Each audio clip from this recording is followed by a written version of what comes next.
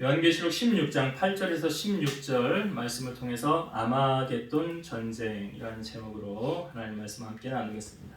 여러분 학교 다닐 때 공부를 잘하는 학생의 특징이 있는데 뭔지 아십니까? 예습을 잘해와요. 그리고 집에 가면 공부한 것을 복습을 잘합니다. 제가 이 말씀을 드리는 것은 우리가 저번 주 수요일 날 나누었던 말씀이 뭐였죠? 수요일 날 머릿속이 하얘지죠. 몰랐던 기억나십니까? 이제 우리가 그 일곱 대접 중에 첫 번째, 두 번째, 세 번째 대접까지 나누었잖아요. 첫 번째 대접을 쏟았더니 이제 종기가 났더라, 악한 종기가 났더라 그랬죠. 두 번째 대접을 쏟았더니 물이 바다에 피처럼 되었더라. 세 번째 대접을 쏟았더니 그 강과 그 물 근원이 피가 되었더라. 사람들이 물을 얻지 못했다 그랬는데 요한계시록은 그 묵시문학이라고 그랬죠. 그래서 어떤 하나님의 이제 되어지는 일들을 현실 그대로 우리에게 일어나는 일도 있지만 추상적으로 보여지는 일도 있지만 계시록을 통해서 분명한 사실은 하나님의 심판이 반드시 있다는 사실이죠. 언제가 될지 모르지만 그 언제라는 것은 이제 주님이 오시면 그때 이제 다 나뉘겠죠. 의인과 악인으로. 분명한 사실은 그때 상과 벌이 분명히 주어질 것이다. 그래서 셋째 천사가 대접을 쏟았을 때 그 제단이 말하기를 그랬죠. 제단이 어떻게 말을 하는가 그랬더니 그 제단에서 말했던 그 우리가 앞부분에서 살펴보았죠. 그 순교를 당한 사람들의 영혼이 제단 아래에 있어서 뭐라고 그럽니까? 우리를 언제 이 원수를 갚아주지 않을 겁니까? 그러니까 하나님 앞에 올려지는 상달되는 기도는 하나님이 반드시 들으신다고 그러죠. 계시록의 말씀에 보면 그 대접에 담겨서 이렇게 올라간다고 그랬잖아요. 금대접에 담겨서 그 대접 안에 담겨 있는 게 뭐라고요? 기도라고 그랬죠. 성도들의 기도. 그러니까 우리의 기도가 하나도 땅에 떨어지지 않는다는 거죠. 하나님의 때에 반드시 그 기도가 응답되어진다는 것. 그래서 여기 그 제단이 말하기를 했는데 우리가 이 땅 가운데 살면서 억울한 일, 또 힘든 일 다 있지만 하나님 앞에 우리의 모든 것을 맡기고 원수 갚는 것이 누구에게 있다고 그랬어요? 하나님께 있다고 그랬죠? 하나님이 원수를 다 갚아주시는 것. 그 하나님의 때에 하나님 다 그렇게 일하시는 거예요. 그래서 우리가 첫째, 둘째, 셋째 천사 이 대접 쏟는 것을 통해서 하나님의 심판은 추상적인 것이 아니라 현실적인 거다. 반드시 부자와 나사로의 비유를 통하여 예수님이 보여주셨던 것처럼. 그리고 또 한 가지는 하나님 반드시 여기 제단이 말하기를 그 제단에서 순교를 당한 사람들의 그 억울함, 그 누명을 하나님이 다 풀어주시더라. 다 풀어주세요. 그러니까 여러분들이 때로는 나 정말 너무 억울해, 너무 괴로워, 나 삼자 대면이라도 해야 되겠어, 나 저 사람 데려와서 정말 그랬는지 그렇게 말했는지 나 좀 따져 묻고 싶어. 목회하면서 저도 그런 경험이 없었을까요? 있죠. 왜 없었겠어요? 그런데 모든 것을 다 알고 계시는 분 누구시라고요? 하나님. 그 하나님께서 교통정리 다 하시더라고요. 나중에 보니까. 그래서 우리는 하나님을 의지하고 기도하며 나아가면 하나님 일하신다. 것을 우리가 저번 시간에 나눴습니다. 오늘 이제 넷째 천사, 다섯째, 여섯째 천사까지 말씀을 함께 나눠볼게요. 자, 오늘 본문에 먼저 8절과 9절을 다시 한번 보겠습니다. 넷째 천사가 그 대접을 해에 쏟음에 해가 권세를 받아 불로 사람들을 태우니 사람들이 크게 태움에 태워진지라. 이 재앙들을 행하는 권세를 가지신 하나님의 이름을 비방하고 또 회개하지 아니하고 주께 영광을 돌리지 아니하더라.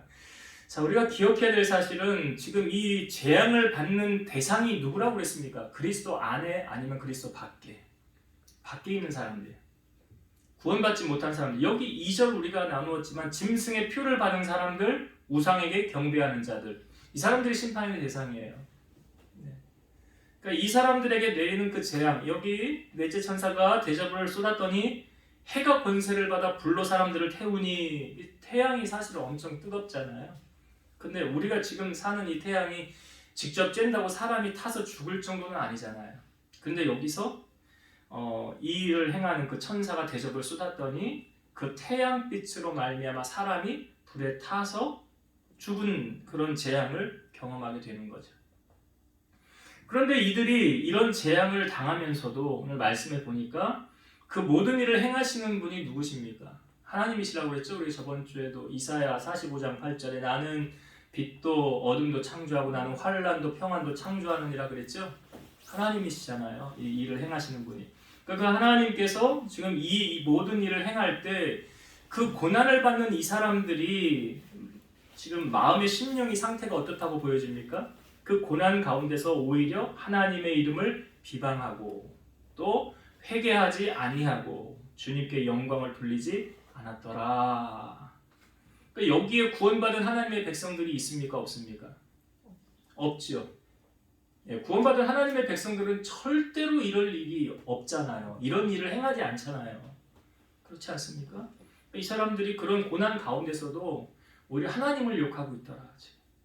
하나님을 비방하고 있더라. 자, 그 다음에 10절과 11절 보겠습니다. 또 다섯째 천사가 그 대접을 짐승의 왕자에 쏟으니 그 나라가 곧 어두워지며 사람들이 아파서 자기 혀를 깨물고 아픈 것과 종기로 말미암아 하늘의 하나님을 비방하고 그들의 행위를 회개하지 아니하더라. 자, 다섯째 천사가 대접을 쏟았더니 그 짐승의 왕자에 쏟으니, 그러니까 심판을 받는 대상이 분명하게 나와져 있죠. 하나님의 자녀들이 아니라는 거죠. 아니죠. 예, 여기 짐승의 왕자에 쏟으니 어떻게 됐습니까? 나라가 곧 어두워지며 캄캄한 흑암이 임하였다는 거죠. 출애굽을 할 때 그 10가지 재앙 가운데 우리가 10번째 재앙은 잘 알죠.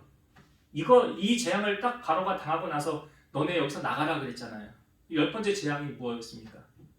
첫 것의 죽음, 장자의 죽음이었죠. 그 장자의 죽음 바로 앞에 재앙이 뭐냐? 흑암의 재앙이었어요. 캄캄함이 임하는 거예요. 캄캄해서 아무것도 찰흙 같은 어둠 속에 아무것도 보이지 않는 그런 흑암의 재앙이 9번째 재앙입니다. 지금 여기 다섯째 천사가 대접을 쏟으니 곧 어두워졌더라. 그 다음에 나타난 게 무엇입니까? 사람들이 아파서 그랬죠. 사람들이 아파서 자기 혀를 깨물고, 그러니까 육체적인 고통이 왔죠. 여러분, 사람이 정말 여러 고난 가운데 그런 아픔이 왔을 때 내가 차라리 이 고통을 당하는 것보다 죽는 게 낫겠다 그런 말들 하잖아요. 나 이렇게 고난 당하느니 그냥 나를 죽여달라고 그러잖아요. 그러니까 여기 혀를 깨물고라는 표현이 뭡니까? 우리 옛날에 혀 깨물고 죽는다 이런 말 하잖아요. 너무나 육체적으로 고난을 당하고 그 고난을 겪기가 넘기가 당하기가 힘드니까 혀를 깨문다라고 자기의 생애를 비관하면서 여기서 내 생애가 끝났으면 좋겠다. 이 고난을 당하고 싶지 않다. 그런 표현이 담겨져 있는 거죠. 그래서 여기 11절도 보니까 아픈 것과 종기로 말미암아, 그러니까 아픈 육신의 질병과 종기가 같이 등장을 하죠.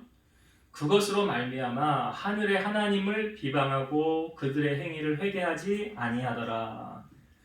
여기 앞부분에 넷째 천사가 그 대접을 쏟았을 때 해에 태워서 죽어가는 사람들이 나타났던 반응하고 비슷하죠. 일맥상통하는 부분들이 있죠. 하나님 비방하고 그들의 잘못을 회개하지 않았더라. 자, 그 다음에 12절을 봅니다. 12절. 또 여섯째 천사가 그 대접을 큰 강 유브라데 쏟음에 강물이 말라서 동방에서 오는 왕들의 길이 예비되었더라. 여섯째 천사가 딱 대접을 쏟았더니 강물이 말랐어요. 큰 강, 여기 유브라데 강물이 말랐더라. 그 말라서 그 다음에 보니까 동방에서 오는 왕들의 길이 예비되었더라.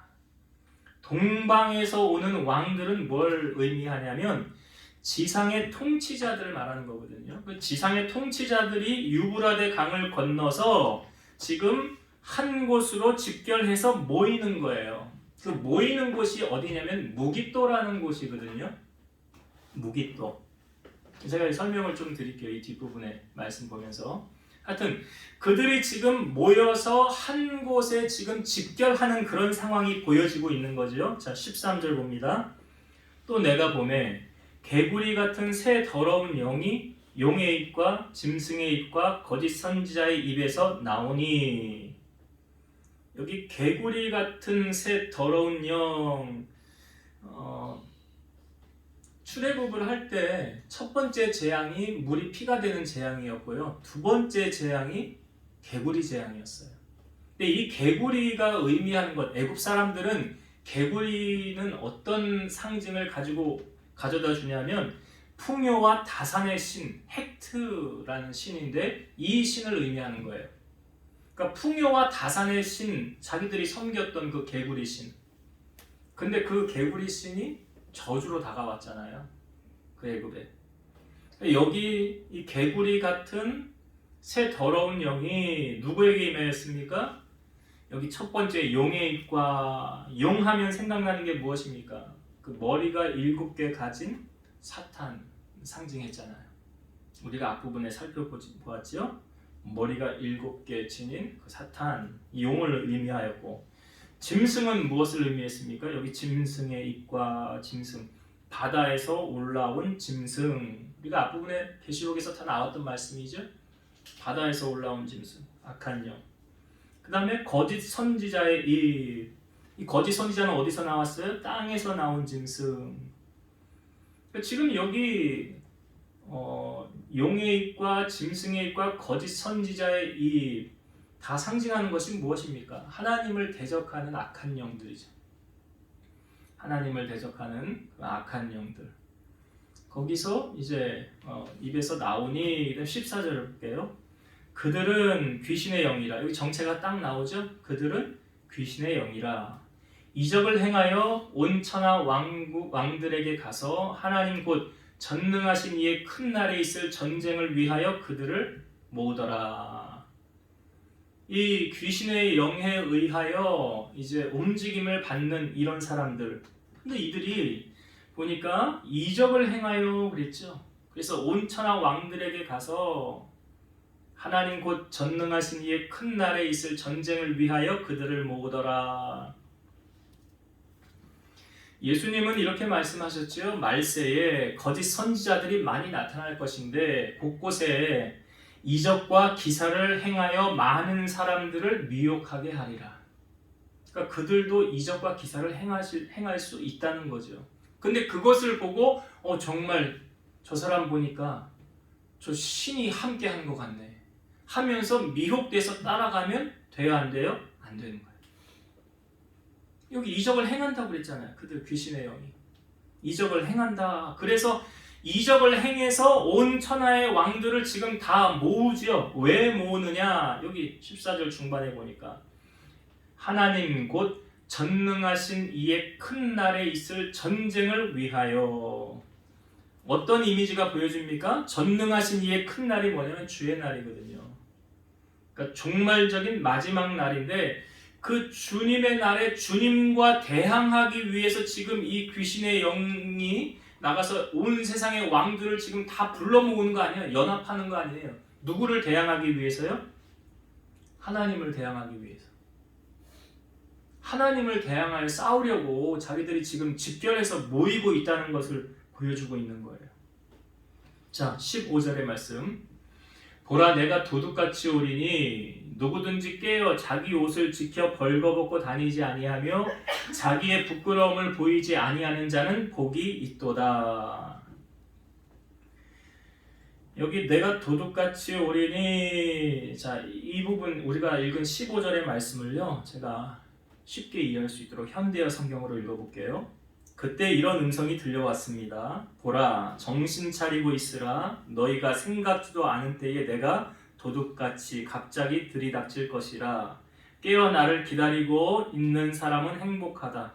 그런 사람은 옷을 단정하게 입고 있기 때문에 벌거벗고 다니는 수치를 면할 것이다. 그러니까 여기 주님이 도둑같이 온다. 이 부분의 이 말씀은 예수님이 사역을 하시면서도 여러 부분 우리에게 말씀하셨던 거예요. 주의 날이 도둑과 같이 온다. 내가 도둑같이. 사도 바울도 갈라디아서 말씀에 데살로니가 전서 말씀에 보면 주의 날이 도적과 같이 임한다라고 말씀하고 있어요. 그러니까 예고 없이 오는 거죠. 그때 우리는 어떻게 하고 있어야 됩니까? 그리스도의 재림을 언제나 준비하고 있어야 된다. 왜요? 예고 없이 오니까. 로마서 13장 14절 오직 주 예수 그리스도로 옷 입고 정욕을 위하여 육신의 일을 도모하지 말라. 주 예수 그리스도로 옷 입고, 여기 말씀 15절에 보니까 누구든지 깨어 자기 옷을 지켜 그랬죠.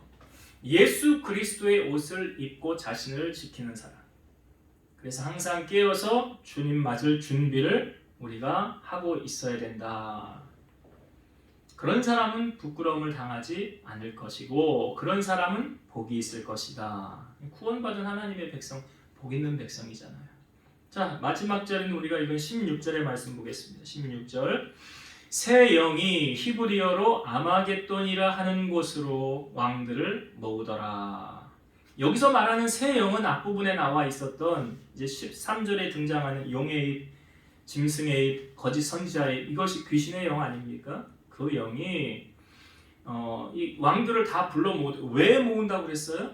하나님을 지금 대항해서 싸우려고, 하나님을 대적해서 싸우려고. 그들이 모인 그곳이 어디래요? 아마겟돈이라 그랬죠. 아마겟돈 들어보셨습니까? 예, 이거 띄어쓰기 잘못하면 이상하게 오해할 수 있어요. 아마 갯돈 때문에 망했다. 오늘 또 설교 끝나고 집에 가실 때 아마 갯돈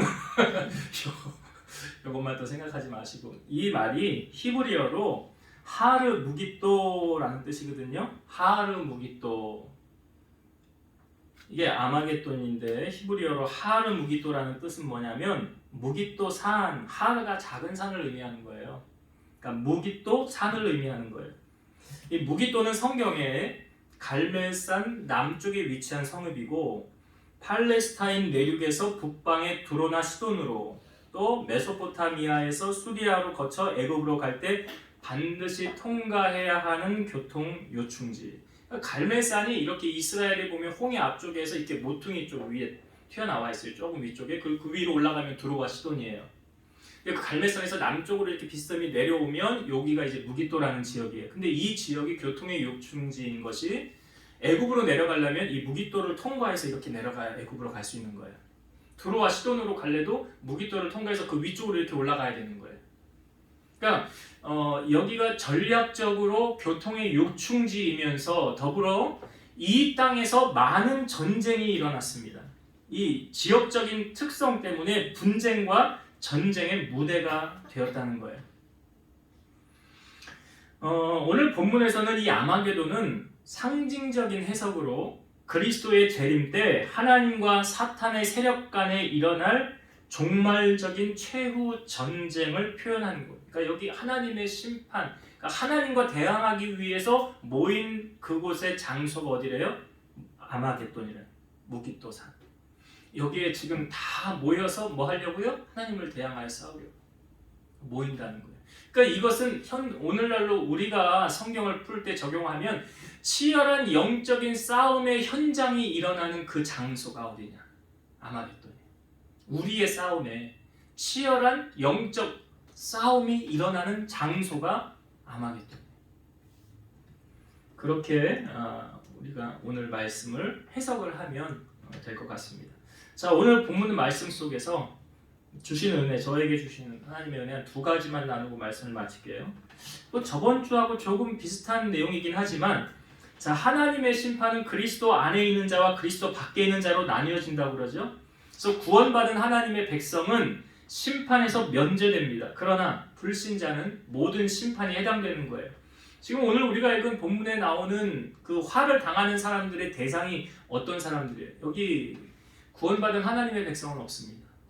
다 믿지 않는 자, 우상에게 절한 자, 예수님을 나의 구주로 믿지 않는 자들이죠. 인류 최초의 심판은 어디였습니까?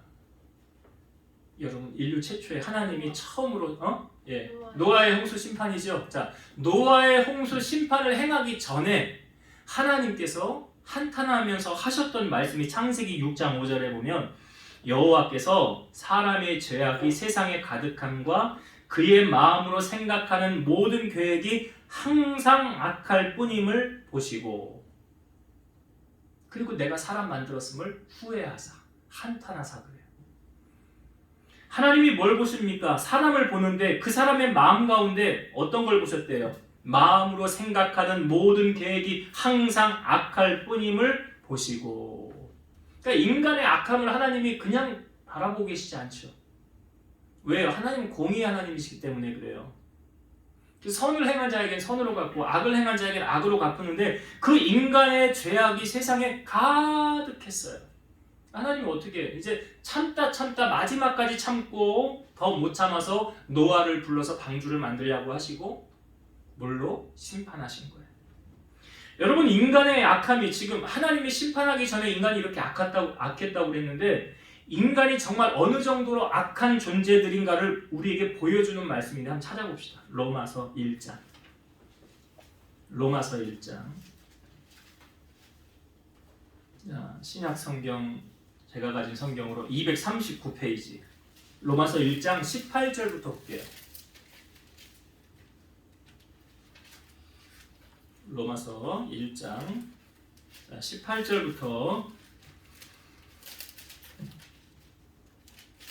제가 읽어볼게요. 하나님의 진노가 불의로 진리를 막는 사람들의 모든 경건하지 않음과 불의에 대하여 하늘로부터 나타나나니 이는 하나님을 알만한 것이 그들 속에 보임이라. 하나님께서 이를 그들에게 보이셨느니라. 창세로부터 그의 보이지 아니하는 것들 곧 그의 영원하신 능력과 신성이 그가 만드신 만물에 분명히 보여 알려졌나니 그러므로 그들이 핑계하지 못할지니라. 하나님을 알되 하나님을 영화롭게도 아니하며 감사하지도 아니하고 오히려 그 생각이 허망해지며 미련한 마음이 어두워졌나니 스스로 지혜 있다 하나 어리석게 되어 썩어지지 아니하는 하나님의 영광을 썩어질 사람과 새와 짐승과 기어다니는 동물 모양으로 바꾸었느니라. 여기 말씀에 보니까요, 하나님을 알만한 것이 그들 속에 보였다 그랬죠. 그러니까 하나님이 살아계시다는 것을 사람들로 하여금 알려주셨다는 거예요. 그러니까 21절에 보니까 하나님을 알되 그러잖아요. 하나님을 알아요. 그런데 그 다음 뭐예요? 하나님을 알되 하나님을 영화롭게도 하지 아니하며 감사하지도 아니하고 오히려 그 생각이 허망해지며 미련한 마음이 어두워졌나니.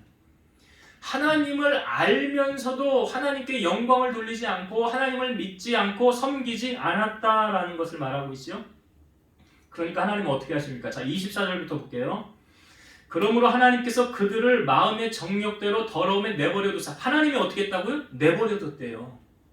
내버려 두사 그들의 몸을 서로 욕되게 하게 하셨으니 이는 하나님이 피조물의 진리를 거짓 것으로 바꾸어 피조물을 조물주보다 더 경배하고 섬김이라. 주는 곧 영원히 찬송할 이시로다. 아멘.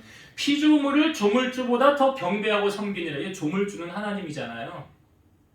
조물주는 하나님이에요. 피조물은요, 창조되어진 만들어진 것들이잖아요. 그런데 하나님보다 이 피조물을 더 경배하고 섬겼더라. 이게 뭐예요? 우상 섬겼다는 거잖아요. 이게 우상을 섬겼다는 거거든요, 인간이. 자, 26절부터 또 볼게요.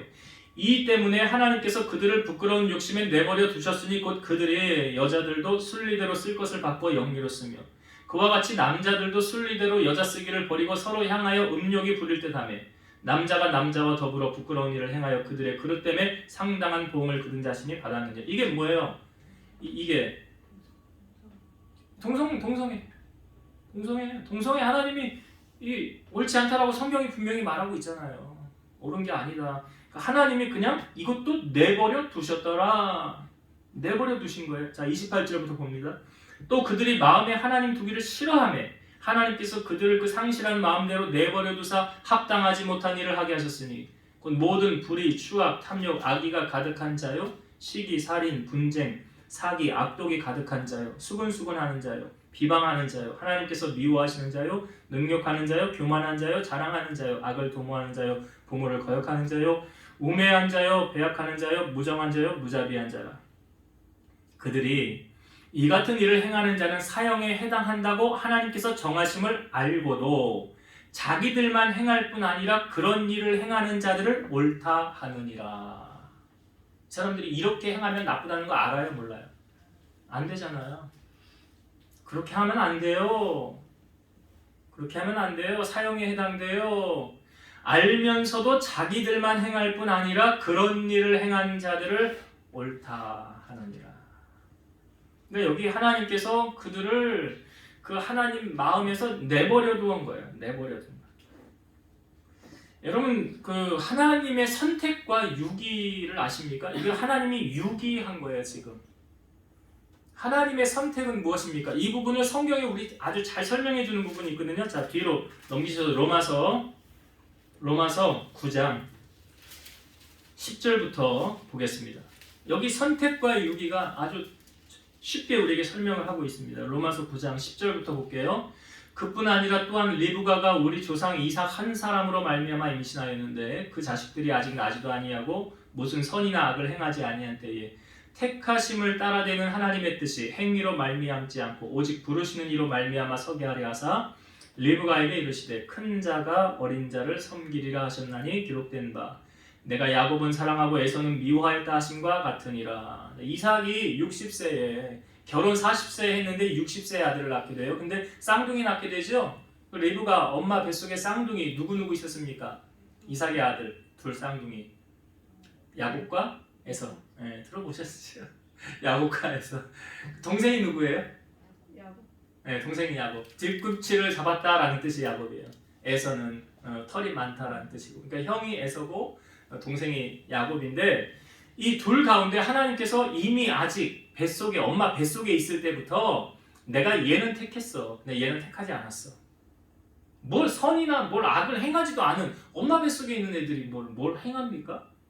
근데 여기 11절에 이렇게 나오잖아요. 무슨 선이나 악을 행하지 아니한 때에 택하심을 따라되는 하나님의 뜻이. 택하심을 따라되는 하나님의 뜻. 그러니까 하나님이 선택하고 싶은 사람 선택하고 하나님이 그냥 내버려 두고 싶은 사람 내버려 두는 거예요. 이게 뭐냐면 선택과 유기예요.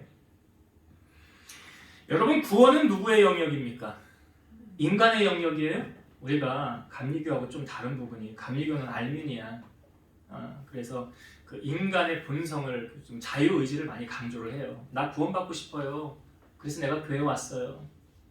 요즘 감리교가 좀 그렇거든요. 교리상으로 물론 예수를 믿는다는 건 똑같지만, 그럼 우리 칼빈 우리 예수 장로 교회는 칼빈의 예정론을 믿죠. 하나님 이 말씀이에요. 하나님이 정한 사람은 다 구원받게 돼 있어요. 그러나 하나님이 정하지 않은 사람은, 근데 우리가 누구는 택함을 받고 누구는 택하지 않았는지 우리가 알아요, 몰라요?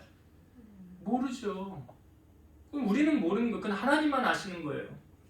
하나님만 아시는 거예요. 그래서 구원은 하나님이 행하시는 거고 우리의 공로로 얻어지는 것이 아니라 에베소서 2장 8절에 보면 구원은 하나님의 선물이다라고 말하고 있어요. 그러니까 구원은 전적인 하나님의 영역이에요. 그렇기 때문에 우리는 하나님 앞에 우리의 가족들, 친구들, 지인들 하나님 구원해 주세요. 하나님이 하셔야 돼요. 우리가 지금 가족 구원을 위해서도 우리 혼자 교회 나오시는 분들 가족 구원을 위해서도 누구에게 구해야 됩니까? 하나님이 해주셔야 되는 거예요. 에스겔 36장 37절 주 여호와께서 이같이 말씀하셨느니라. 그래도 이스라엘 족속이 이같이 자기들에게 이루어 주기를 내게 구하여야 할지라. 이같이 하나님 이루어 주세요라고 우리가 하나님 앞에 구해야 된다 그래요. 시편 81편 10절 나는 너를 애굽 땅에서 인도하여 낸 여호와 내 하나님이니 내 입을 크게 열라 내가 채우리라. 우리가 하나님 앞에 구해야 되는 거예요.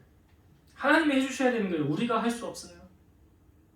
그렇잖아요. 구원이라는 것 이거는 뭐 돈을 주고 살 수 있는 것도 아니고 하나님만이 하실 수 있는 것이기 때문에 우리는 하나님 앞에 구원을 놓고 가족 구원을 놓고 친척 구원을 놓고 친구들 구원을 놓고 우리는 기도해야 된다.